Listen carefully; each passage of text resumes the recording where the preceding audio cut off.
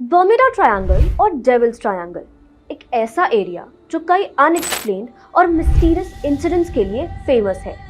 ये reason Atlantic ocean के western north area में है, जो फेमस तब हुआ जब कई शिप्स और एयरक्राफ्ट्स गायब होने लगे।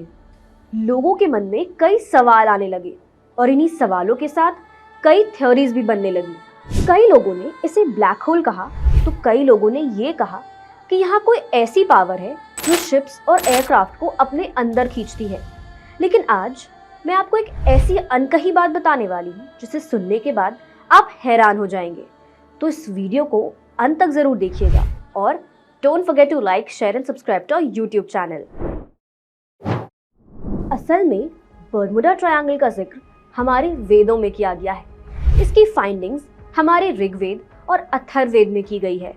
ब्रह्मांड पुराण 5000 वर्ष पहले लिखा गया, ऋग्वेद 23000 वर्ष पहले लिखा गया और इसमें यह स्पष्ट रूप से कहा गया है कि मंगल ग्रह पृथ्वी से उत्पन्न हुआ था और इसे ऋग्वेद में अस्य वामस्य सूक्त कहते हैं।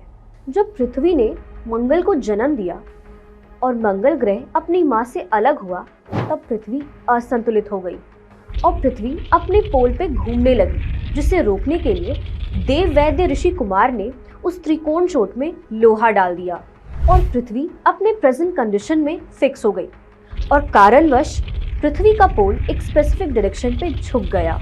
वो त्रिकोण चोट जिसमें लोहा भर दिया गया, वो बाद में बर्म्यूडा ट्रायंगल बना और पृथ्वी के अंदर सालों तक रखा गया लोहा एक नेचुरल मैग्नेट बन जाता है।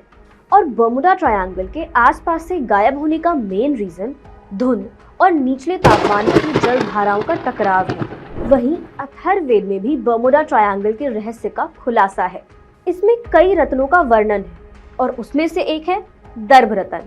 सूक्त 28, 29 और 30 में दर्भ रत्न के बारे में कहा गया है। उसके एटमॉस्फेयर में जाने वाले और उससे आने वाले अनिश्चित क्षेत्रों का आवरण होता है और वो वायुमंडल से बहुत कम होता है। दर्भ रत्न एक तरह का बहुत छोटा न्यूट्रॉन स्टार है जिसकी डेंसिटी बहुत ज्यादा है। वहीं अथर्ववेद के खंड 19 सूक्त 28 के मंत्र 4 में ये कहा गया है, जैसे सूरज बादल को धरती पर लाया है, उसी प्रकार दर्भ रत्न तुम उठते हुए शत्रुओं को नीचे गिराते हो। इसका अर्थ है कि इसके अंदर जल के कारण ग्रेविटेशनल फोर्स क्रिएट होती है। सूक्त 29 के मंत्र 5 में कहा गया है, जैसे दही को चलाना होता है, उसी प्रकार दर्भ रत्न तुम शत्रुओं को हिलाते हो। इसका अर्थ है कि दर्भ रत्न के आसपास आने वाली शरीर को हिलाने की क्षमता होती है। सूक्त 29 के मंत्र 7 में ये कहा गया है, जलाने के लिए। इसका अर्थ है कि इससे तेज ऊर्जा निकलती है, जैसे कि लेजर किरणों के रूप में, जो शरीर को नष्ट कर देती है।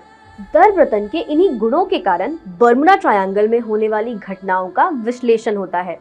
बेशक ही इस ट्रायंगल की एग्जिस्टेंस यूएस जैसी फर्स्ट वर्ल्ड कंट्री में है, पर इसकी बेसिक फाइंडिंग्स हमारे एंशिएंट वेदों में मिलती है।